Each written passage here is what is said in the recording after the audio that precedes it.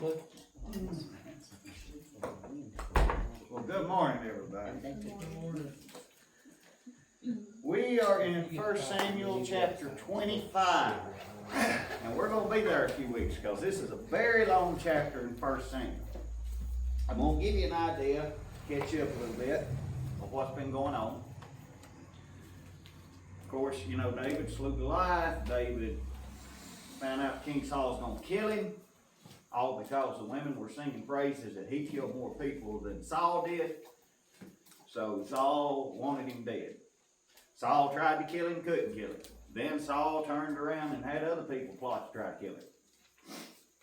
David ran, David fled. Anywhere David would go, Saul would send men and kill the people there. Pretty well how that ended up until David ended up getting in his cave where there's about 400 men.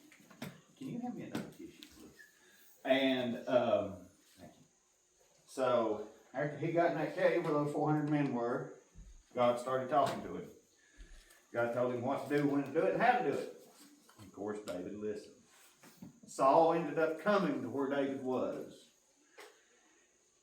And David had a chance to kill him. We studied that the last couple of weeks. David had a chance to kill Saul, flat out, because it was dark in the cave. Instead, David cut the corner of his robe. When Saul left the cave, he basically ran out and said, "Hey, I could have killed you, but instead I cut your robe." David laid everything down in front of him, knelt in front of him and said, "I have no ill will against you. I ain't trying to kill you. I ain't better than you." Now, David's the anointed king of Israel. God anointed him. But he told Saul, "I haven't done nothing against you. You got upset. I didn't." And that's where we had left off. Just paraphrasing everything. So now in chapter 25, we're going to study something that's kind of hard. And so we're going to take our time. You're in chapter what? Chapter 25 of 1 Samuel. Okay. When God stops you from becoming what you're fighting. You raised your head on that one, didn't you? This is kind of interesting. This is a big chapter. Now, I'm only going to assign a couple of verses today because we're going to take our time. Today's going to be an introduction. And if we get to these verses, great. If we don't, we'll get to them next week. Ain't dang, could you do Romans 12, verses 17 through 19?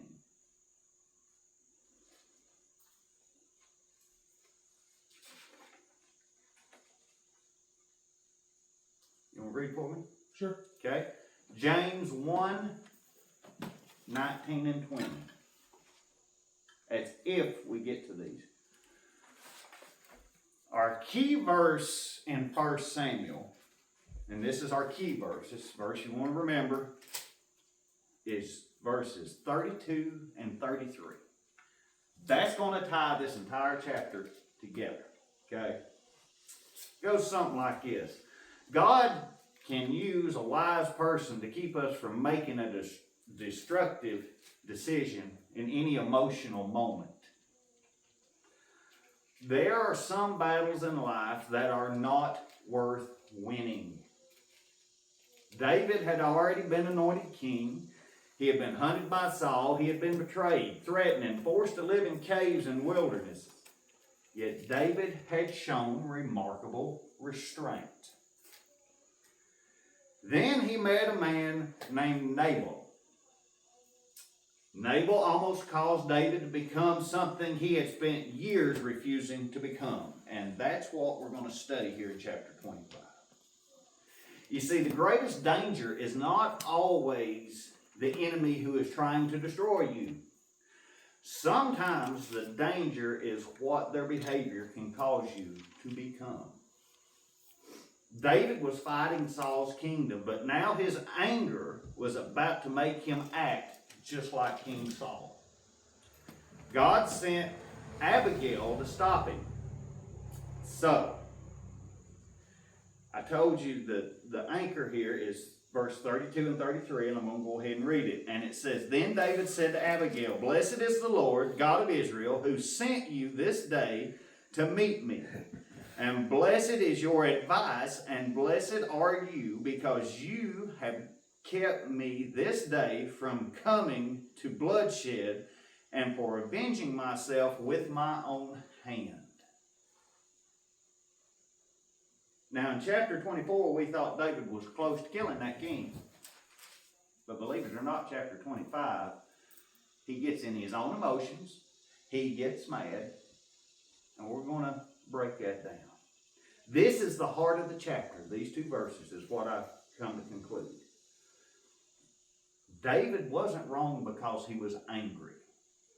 Okay? David wasn't wrong because his anger was beginning to control his actions. I guess we've never been there, have we? I know I have. But God intervened before David crossed a line he could never uncross. So think about that just a minute. Your anger ever controlled your actions? Your anger, you ever done something and then the minute you did it, you're like, oh, I can't take that back. I wish I'd never done that. We're going to talk about that through the weeks. But this morning, we're going to read up to verse 33 is all we're going to do and talk about some of what we got. Okay? Forgive me for some of these names. I am not fluent in Hebrew, Greek, and Latin and Old Testament names. Alright, verse 1. Then Samuel died, and the Israelites gathered together and lamented for him, buried him at his home in Ramah, and David arose and went down to the wilderness of Paran. Now there was a man in Moab whose business was in Carmel, and the man was very rich. He had 3,000 sheep and 1,000 goats. He was shearing his sheep in Carmel. The name of the man was Nabal, and the name of his wife was Abigail. And she was a woman of good understanding, beautiful appearance, but the man was harsh and evil in his doings. He was of the house of Caleb. When David heard in the wilderness that Nabal was shearing his sheep, David sent 10 young men, and David said to the young men, Go up to Carmel, go to Nabal, greet him in my name, and thus you shall say to him who lives in prosperity, Peace be to you, peace to your house, and peace to all you have. Now I have heard that you have shears. Your shepherds were with us, and we did not hunt them, nor was there anything missing from them all the while they were in Carmel. Ask your young men, and they will tell you. Therefore let my young men find favor in your eyes, for we come on a feast day. Please give whatever comes to your hand to your servants and to your son David. So when David's young men came, they spoke to Nabal according to all these words in the name of David and waited. Nabal answered David's servants and said, Who is David and who is the son of Jesse? There are many servants nowadays who break away each one from his master. Shall I then take my bread and my water and my meat and I have killed for my shears and give it to the men who I do not know where they're from? So David's young men turned on their heels, went back, and they came and told him all these words. Then David said to his men, Every man gird on his sword. So every man girded on his sword, and David also girded his sword. And about 400 men went with David, and 200 stayed with their supplies.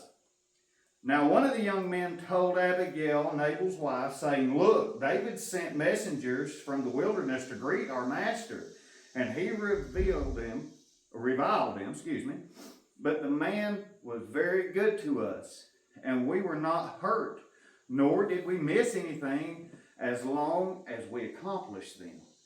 When we were in the fields, there was a wall to both of us by night and day, and all the time we were with them keeping the sheep. Now therefore, know and consider what you will do. For harm is determined against our master and against all his household, for he is such a scoundrel, and that one cannot speak to him. Then Abigail made haste and took 200 loaves of bread, 2 skins of wine, 5 sheep already dressed, 5 shears of roast grain, 100 clusters of raisins, and 200 cakes of figs, and loaded them on donkeys. And she said to them, Go on before me.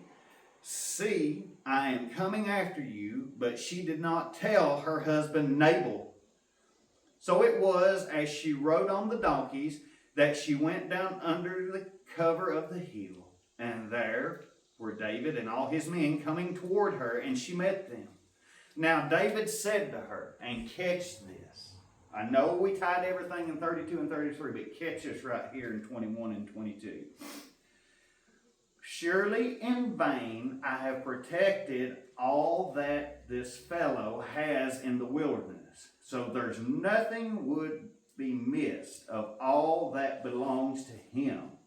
And now he repaid me evil for good.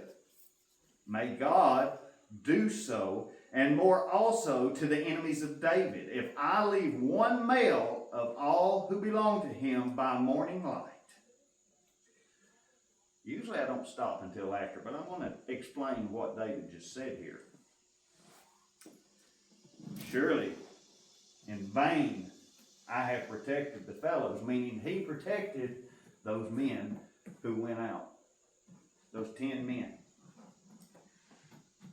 If I repaid him for doing me evil, for turning my guys away, and all I was trying to do is tell him I'd come in peace. Basically, he's my enemy, and I'm going to kill him. Now when Abigail saw David, she dismounted quickly from the donkey, fell on her face before David, and bowed down to the ground.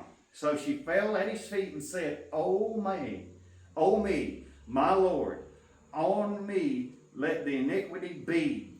Please let your maidservant speak in your ears, and hear the words of your maidservant. Please let not my Lord regard this scoundrel Nabal, for as his name is, so he is. Nabal is his name, and folly is with him. Folly meaning stupidity here. But I, your maidservant, do not see the young men of my Lord whom you sent.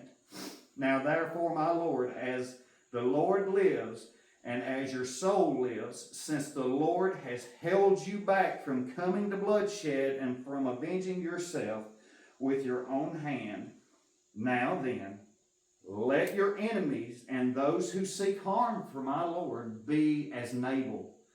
And this present which your maidservant has brought to my Lord, let it be given to the young men who follow my Lord. Please forgive the trespasses of your maidservant, for the Lord will certainly make for my Lord has enduring house, because my Lord fights the battles of the Lord, and the evil is found in you throughout your days. Yet a young man has risen to pursue you and seek your life, but the life of my Lord shall be bound in the bundle of the living with the Lord your God. And the lives of your enemies he shall sling out, as from the pocket of the sling. And it shall come to pass, when the Lord has done for my Lord according to all the good that he has spoken, certainly you and his disappointed your ruler over Israel, that this will be no grief to you, nor offense of my heart to the Lord, either that you have shed blood without cause, or that my Lord had avenged himself. But when the Lord had dealt with my Lord, then remember your maidservant. And here's your key verses, and we're going to stop. Then David said to Abigail, "Blessed is the Lord God of Israel, who sent you this day to meet me. And blessed is your advice, and blessed are you, because you have kept me this day from coming to bloodshed and from avenging myself with my own hand." I know that was a lot. I'm going to break this down. I want you to study this week, and we're going to talk a little bit about this. Abigail and Nabal. Abigail was the sweet, loving, caring wife. Nabal was a donkey's rear end. That's the way I know how to put it. He was arrogant. He knew he had money. He knew he had wealth because he had so many animals, so many sheep, so many goats, so many servants. He could do what he wanted to, when he wanted to, how he wanted to. So, there were men around David's camp and land. David didn't want to harm them. David wanted Nabal to know, hey, I ain't going to kill you, man. Peace be with you. Okay? I have no issue with you. I have no qualms with you. So he sent his men.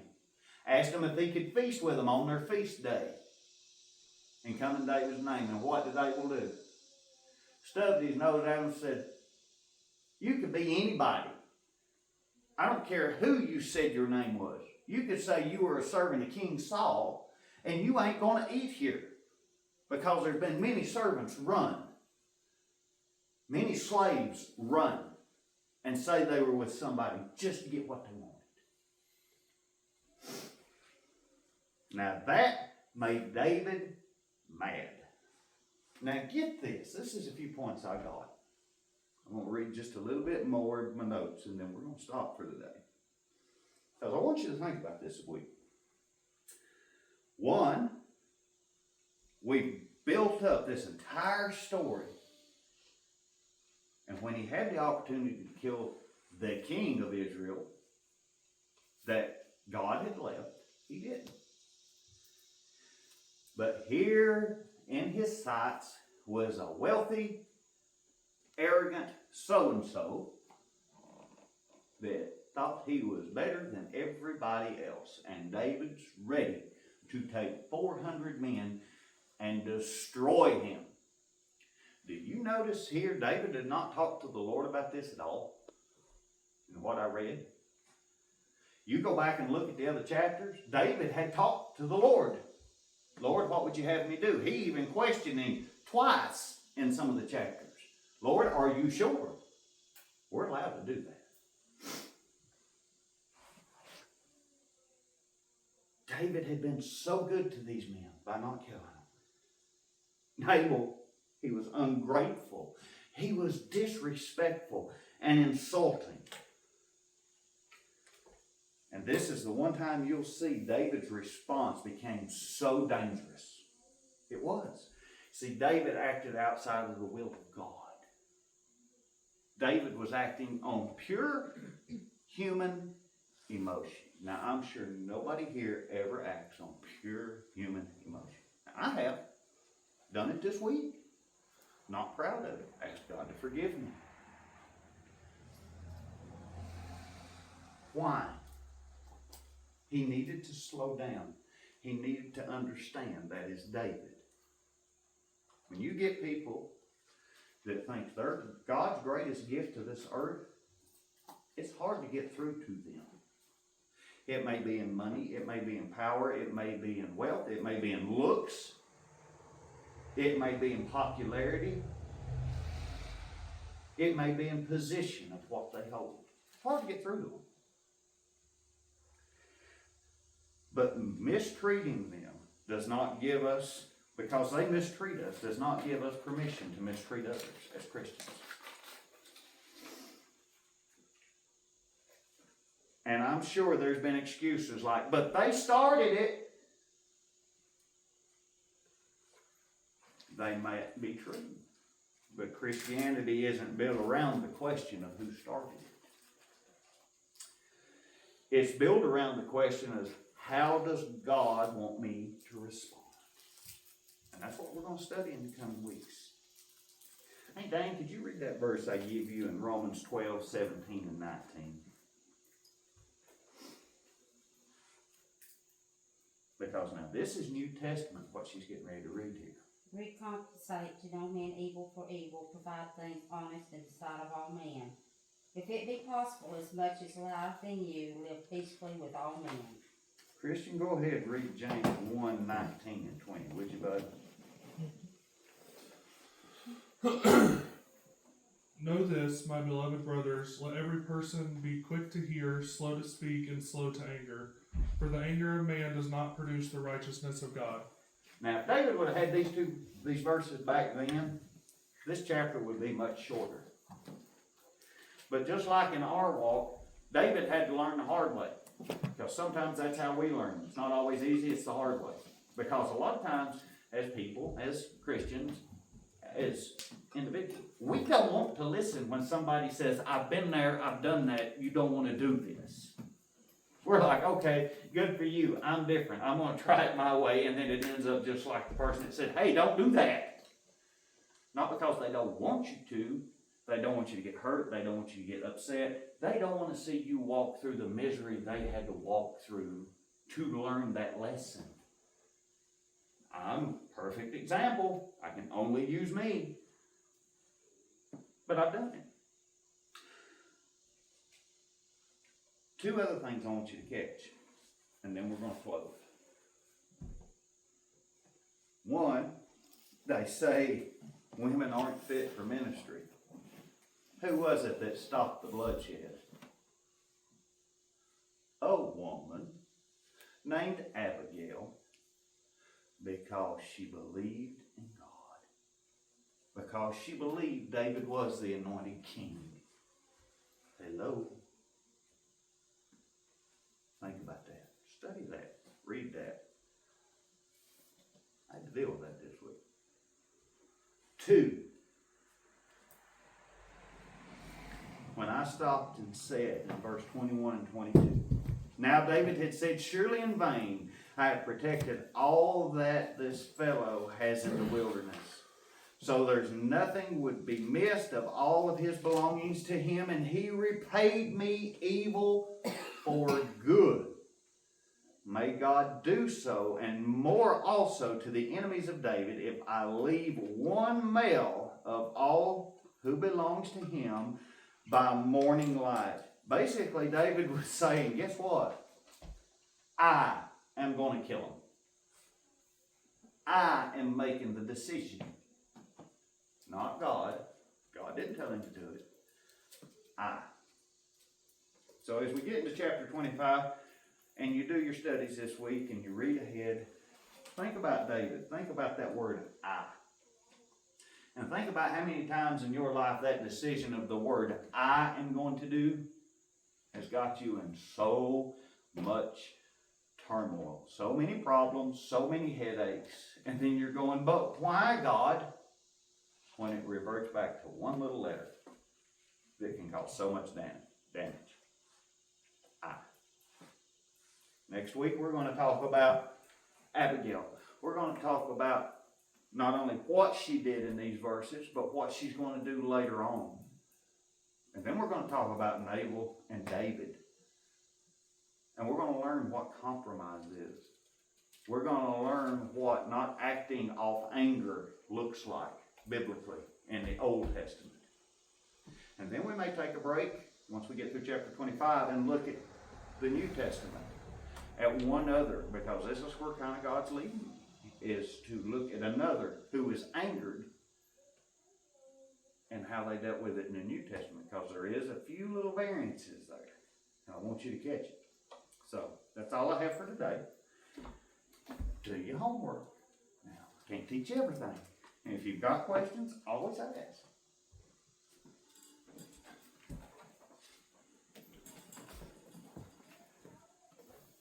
I've been missing y'all.